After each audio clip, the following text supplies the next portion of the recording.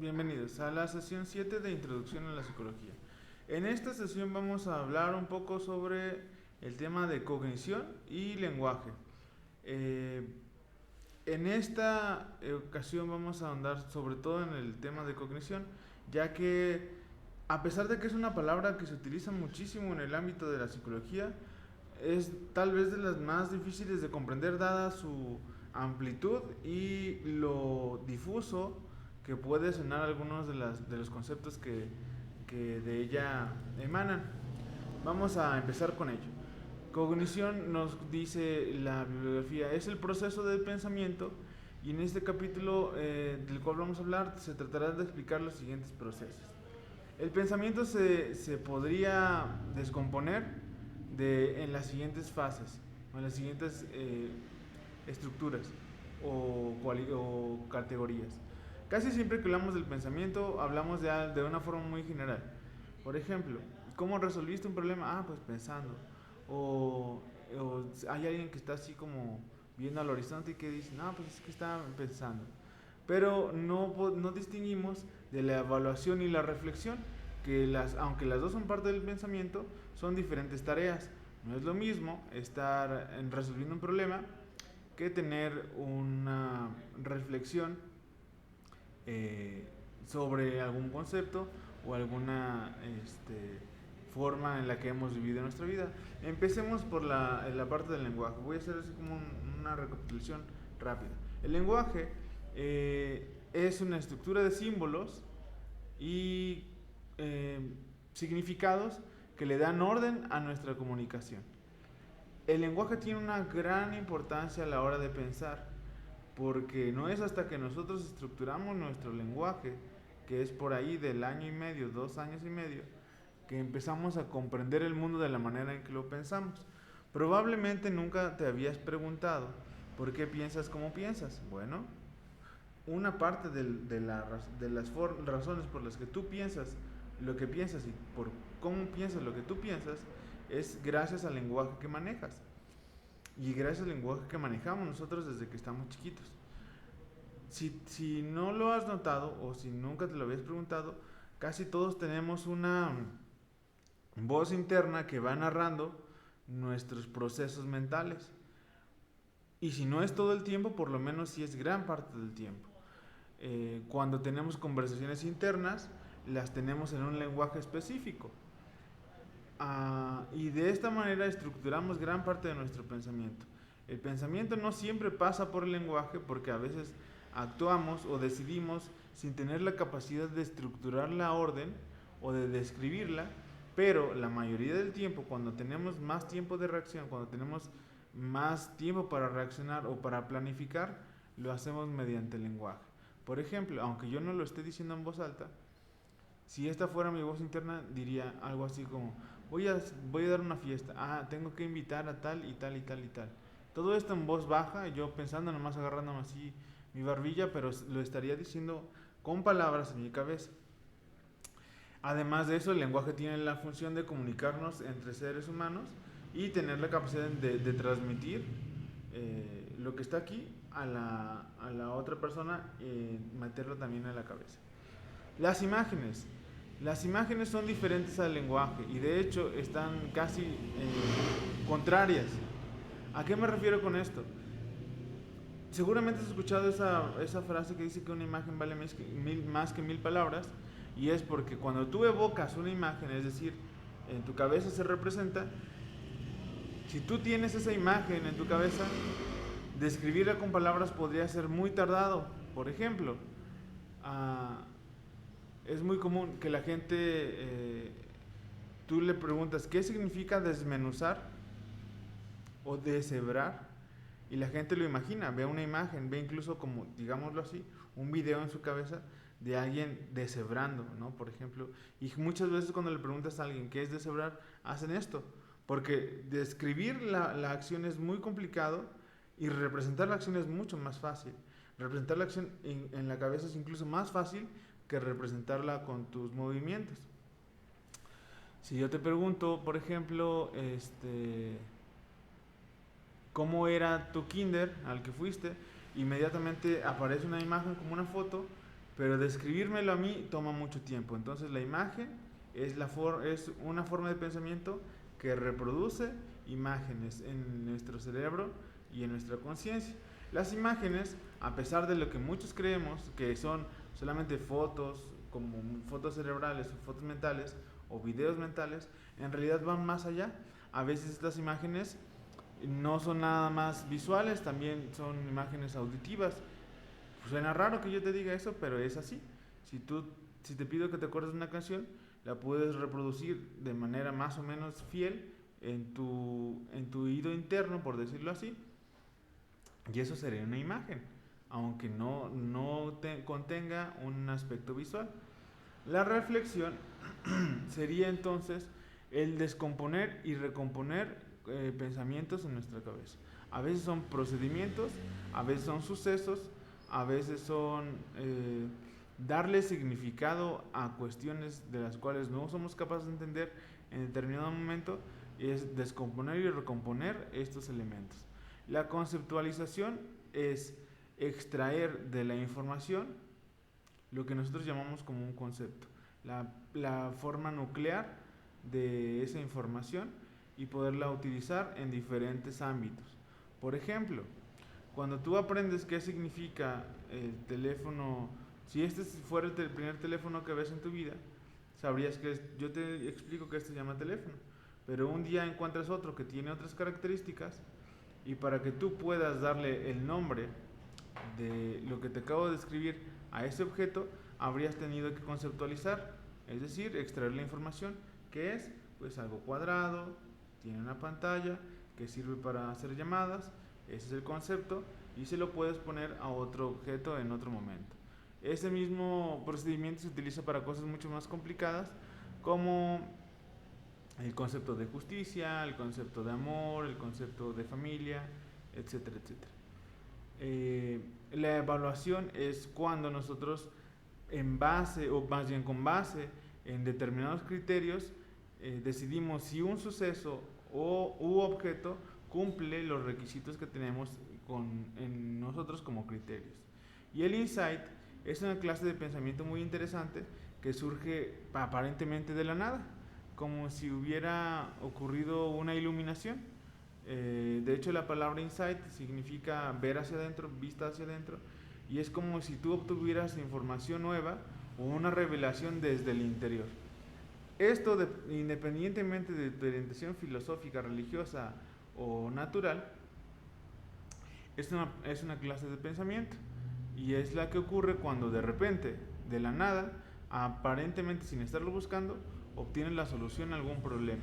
Es el caso de muchas personas que descubren, por ejemplo, cómo salir de un problema económico, ¿no? Están piensa y piensa, no, es que no puedo vender, no puedo comprar, no puedo bla bla, y de repente, y si saco el dinero de la hipoteca para invertirlo en este negocio, y así como de la nada, así súper rápido, obtienen un plan que a muchos de nosotros nos hubiera llevado semanas. Este proceso tiene su explicación y es muy interesante, hay que analizarlo más a fondo. La cognición también lo podríamos conceptualizar como los procesos intelectuales que incluyen la memoria, la percepción, el pensamiento y el lenguaje, y del cual se obtiene y se transforma la información que vamos a utilizar. La cognición más que una cualidad, es un proceso. Es un proceso en el cual componemos y descomponemos y transformamos la información. Una de las cosas más importantes que llegamos a obtener de nuestra cognición es la creatividad.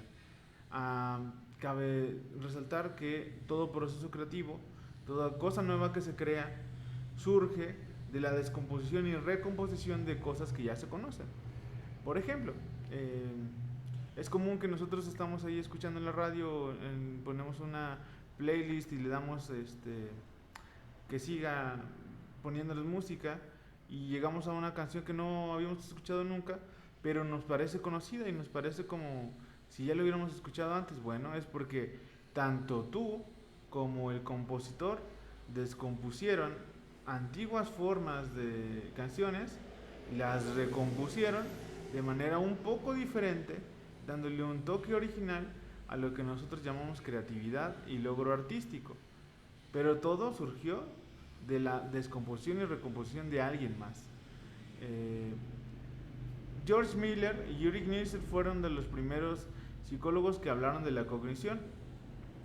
Y como este tema era muy vanguardista y estaba a la par, a la moda, a la par que estaba la informática, una de las maneras más naturales de que este estudio surgiera fue comparando el proceso mental con los procesos computacionales. Para todos nosotros hoy en día es como algo muy normal comparar uno y otro, pero ellos fueron los que idearon esta mezcla. Compararon el funcionamiento computacional con el procesamiento cognitivo. Se da el nombre de simulación de computadora al uso de programas de computadora que imitan los procesos cognitivos. Es decir, tanto nosotros vamos entendiendo poco a poco nuestra forma de entender a la par que fuimos entendiendo la computación y la informática fue avanzando de manera que tarde o temprano se iban a desarrollar programas que imitaron nuestro funcionamiento cerebral. Es el caso de que hoy existen algo que se llaman inteligencias artificiales y pueden generar y resolver problemas de manera mucho más rápida que nosotros. Sin embargo, no tienen la capacidad de generar algunas cosas que nosotros sí, y al revés, ¿no? Fuimos entendiendo la cognición como procesamiento, ya sea procesamiento de información, memoria a largo plazo, a corto plazo, como en la computación se entiende la memoria RAM, que sería nuestra memoria de trabajo, o la memoria del disco duro, que sería nuestra memoria semántica a largo plazo, ¿no? Esta comparación se fue haciendo poco a poco y a nivel histórico vale la pena mencionarlo. Hay algo que conocemos como fases de la cognición. La cognición se puede descomponer, digámoslo así, en ciertas fases. La primera parte es el proceso de la información, y la información que se obtiene para poderla procesar tiene que tener las siguientes características, que es obtenida por los sentidos. Dicen los teóricos del procesamiento de la cognición que hay inputs. Seguramente esta frase la han escuchado o la han leído, o esta palabra la han escuchado o leído por ahí. Input es todo puerto de entrada de información. Seguramente lo han visto, por ejemplo, en las bocinas, que tiene ahí un letrerito que dice input y así un agujerito para colocar un cable. En este input tú le pones un cable y entonces en la bocina empieza a sonar la información que viene del cable. Por ejemplo, si tú traes tu teléfono y le conectas el auxiliar, lo pones en el estéreo y ahí dice input y entonces empieza a sonar la música de tu teléfono, ¿no? Nosotros tenemos inputs en nuestro organismo, que son los sentidos, la información sensorial que podemos obtener a través de los sentidos, la información visual que obtenemos de los ojos, la información auditiva, la información olfativa, la información áptica, que es la que obtenemos de la piel, y podríamos hablar de la información del gusto también. Esta información que obtenemos de nuestros sentidos se procesa mediante la cognición. Esta información es transformada por la percepción y el pensamiento. Hay que hacer un repaso acá. La sensación y la percepción son cosas distintas. La sensación es la información que obtenemos, la percepción es cómo interpretamos la información y la interpretamos en torno a la información que ya poseíamos anteriormente. No es para mí igual que para ti escuchar Metallica, por ejemplo. Yo tengo ya una información en mi cabeza y tú tienes una información en la tuya. Probablemente a ti te parezca aburrido o muy ruidoso, y como yo ya tengo información desde antes de que es música buena, pues yo la interpreto bien, ¿no? Me agrada. Los dos escuchamos la misma canción, el mismo sonido, sin embargo la interpretamos de manera diferente. También la información es almacenada y recuperada por la memoria, de lo que vimos el tema anterior, y es usada en la solución de problemas y generación de lenguajes. La cognición, además de ser el procesamiento de la información, es activa. Todos sus procedimientos son generados y reproducidos en base o con base en los procesos que la misma cognición tiene, como son la reflexión, como son la memoria, el lenguaje, como es, por ejemplo, la evaluación. Si hablamos de generar música, por ejemplo, de componer música, para que yo pueda componer música tengo que hacer uso de varias cosas. Por ejemplo, primero, la absorción de información por medio de los sentidos, en este caso el oído, el procesamiento y la percepción de estos sonidos, y entonces voy con base en la reflexión en mi cabeza uniendo los sonidos y probándolos y escuchando otra vez. Es una especie de ciclo de retroalimentación hasta que doy con el sonido que realmente quiero y hago una evaluación. ¿Ese sonido es lo que quiero? Sí, no, y si no, ¿por qué? Y si sí, ¿por qué? Y entonces procedo con lo que sigue. Todo esto que les platico suena como si fuera un modelo muy estructurado, pero en realidad sucede de manera muy natural. Es más difícil explicarlo que vivirlo. Y todos lo han hecho. A la hora de, por ejemplo, escoger qué van a comer un día, si vas a cocinar y es un día caluroso, pues probablemente hagas una evaluación de, primero una recolección de información, es un día caluroso, hagas un recuerdo de, ay, como que estos días calurosos se me antoja, porque aquella vez comí cóctel de camarón, se me antoja eso, entonces hago una evaluación de qué tan factible es y debido a mi memoria procedimental, pues hago el proceso, ¿no? Todo es muy, a veces complicado y estructurado al explicar, pero la verdad es que todos utilizamos la cognición en todo momento. La cognición es útil porque nos ayuda a entender, a procesar algo que no entendemos en cierto momento. Si no entendemos algo, nos detenemos y empezamos a procesar la información, a deconstruirla y reconstruirla hasta que lo podamos entender. Es útil porque utilizamos el lenguaje para comunicarnos entre seres humanos. Nos podemos transmitir ideas y es útil porque nos exige muchas veces crear algo que no existe cuando lo necesitamos. Es el caso de todos nuestros inventos muy de nuestra cultura, lo que llamamos mexicanadas, que no es más que solucionar un problema con los materiales que tenemos a la mano, ¿no? Como por ejemplo, cuando a la llave del agua no está goteando, ahí le agarras una bolsa y le aprietas hasta que deje de gotear. Ese tipo de soluciones creativas a las que llegamos con el material que tenemos, por el contexto en el que vivimos, es gracias a la cognición y la creatividad.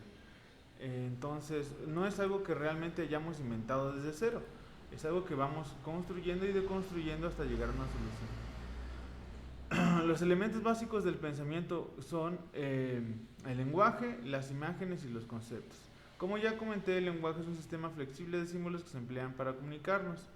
Está constituido de fonemas, morfemas, estructura superficial, estructura profunda, gramática, semántica y sintaxis.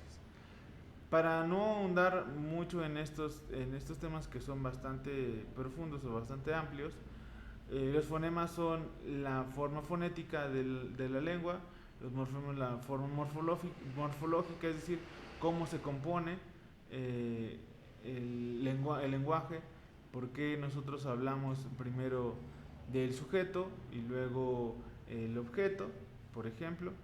La estructura superficial que tiene nuestro lenguaje, el castellano o el español, tiene una estructura que es superficial, de distinción de género, de distinción de cantidad, de distinción de ánimo, por ejemplo, si es un cuestionamiento, una afirmación, una aseveración o una orden. La gramática y semántica y sintaxis son aquellas que le dan orden y estructuran la forma que hablamos, por qué las palabras van en ese orden, cómo se debe estructurar para poder tener cierto sentido y cierta lógica. Las imágenes, ya también comenté, son las representaciones mentales de una experiencia sensorial, ya sea visual, imágenes auditivas, puede ser, imágenes olfativas. Su uso y manipulación nos sirve para resolver problemas porque somos capaces de recordar y revisualizar cómo resolvimos problemas en la anterioridad.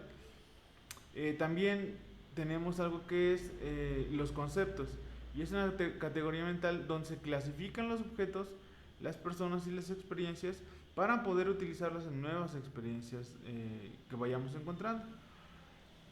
Por ejemplo,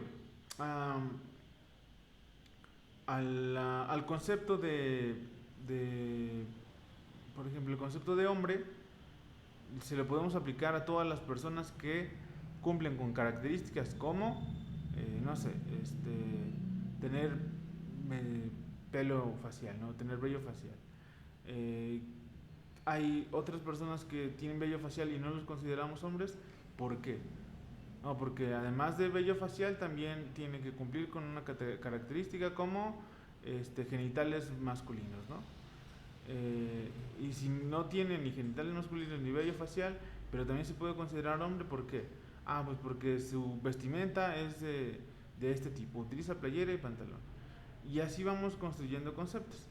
Entonces, cuando nosotros hablamos, quiero hacer un apunte aquí, cuando nosotros hablamos de cuestiones como el género, realmente no hablamos de ninguna cuestión natural, ni ninguna cuestión biológica.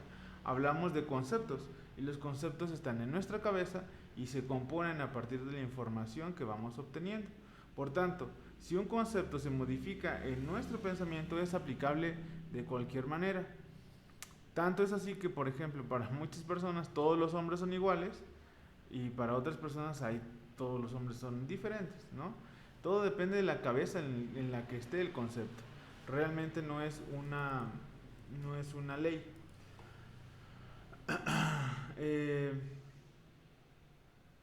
El lenguaje, que es la otra parte no la otra parte, de las partes más importantes de este tema de la cognición, tiene un contenido semántico que significa, o más bien representa el significado que le damos a las palabras.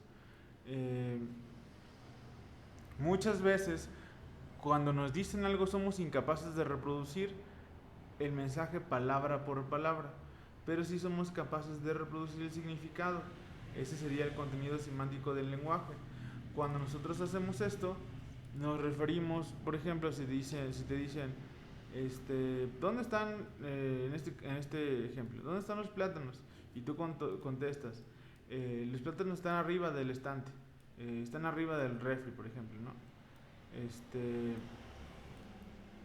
Podemos afirmar que la información que yo doy, si digo están arriba del estante o se localizan en el estante superior, es la misma. Sin embargo, no dije las mismas palabras, pero el contenido semántico se mantiene. ¿Qué es lo que te estoy diciendo? Ese es el mensaje. Sin embargo, la forma en la que se dice ya es distinta. El lenguaje para nosotros como seres humanos es más importante a nivel semántico que a nivel de sintaxis, por ejemplo. Porque podemos comunicarnos muchas veces aunque no sepamos completamente el orden de las palabras. Y por eso, cuando nosotros dominamos más bien no dominamos, tenemos un conocimiento breve de otro idioma, podemos estructurar frases muy cortas y hacer que la otra persona, aunque no lo hablamos bien, entienda lo que queremos decir. Además, hablando de esto, de los diferentes idiomas, Benjamin Worf fue uno de los precursores del estudio del lenguaje en la cognición. Tenía una hipótesis que era, en realidad, la forma en la que hablamos estructura la forma en que pensamos, y si es así, ¿qué tanto influye los distintos idiomas en la forma distinta de pensar de la gente? Porque, por ejemplo, en nuestro idioma tenemos que conjugar los verbos y estructurar los tiempos de las oraciones, e incluso estructurar los géneros de los objetos. Sin embargo, en otros idiomas, como por ejemplo el japonés, no se conjugan verbos y muchas veces las palabras no tienen género, es decir, no son la silla o el silla, sino existen nada más la palabra silla. Eso hace que nosotros como latinos que hablamos español tengamos una forma diferente de pensar.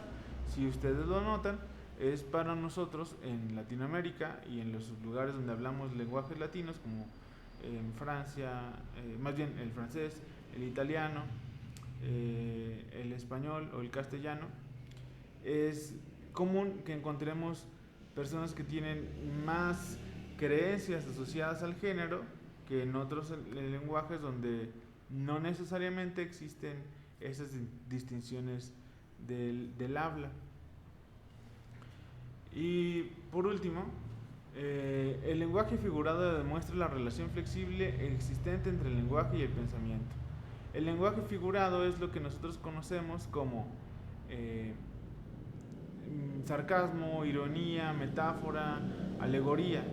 ¿Qué es esto? Cuando yo hago, por ejemplo, una metáfora o una analogía de si es que estaba llorando a cántaros. Las personas no tienen cántaros en los ojos, pero ¿me puedes entender a qué me refiero yo con eso? Tal vez tu cerebro trae la imagen de un cántaro vaciando agua, ves que es abundante y entonces tú entiendes la frase, no está llorando a cántaros o lloviendo a cántaros. O este tipo de frases, como por ejemplo los refranes, que son metáforas y que se pueden aplicar a la vida diaria, como por ejemplo ese refrán que dice hijo de tigre pintito, y se refiere a que si un padre de familia tiene un hijo, lo más probable es que se parezca en actitudes, físicamente, en comportamientos, en defectos y en virtudes a él. Entonces no hablamos de un padre de familia humano, sino hablamos de un tigre, y el tigre es pinto y el hijo es pinto, y por eso entendemos todo esto. Este es el lenguaje figurativo. Nosotros, a través de nuestro procesamiento cognitivo, es decir, componer y descomponer, recomponer y reconstruir la información, le damos sentido a muchas cosas. Y gracias a este lenguaje figurativo o figurado, podemos entender y generar muchas cuestiones de nuestra vida, como es el caso de los cuentos, la poesía, las leyendas. En nuestro caso en México, que es muy común, los albures, por ejemplo, son gracias a que tenemos la capacidad de generar lenguaje figurado.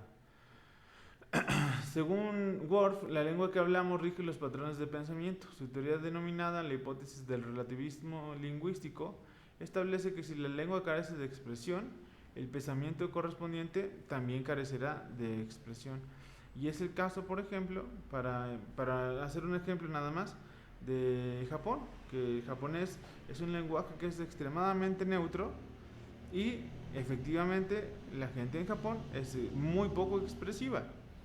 Y en nuestro caso de Latinoamérica, que hablamos español, y no un español ibérico, sino bastante regionalizado, nos damos cuenta cómo se cambia la forma de comportamiento de las personas. Incluso nosotros aquí en México hablamos diferente del español en el centro que en el sur, que en el norte, ¿no?